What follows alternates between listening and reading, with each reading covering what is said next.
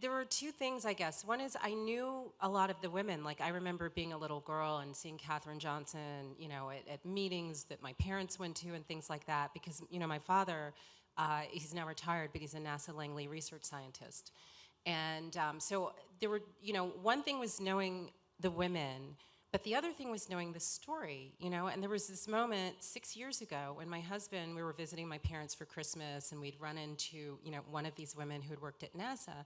My dad started telling the story about, these women, they did this work, and Katherine Johnson, she calculated the trajectories, for the early Mercury missions.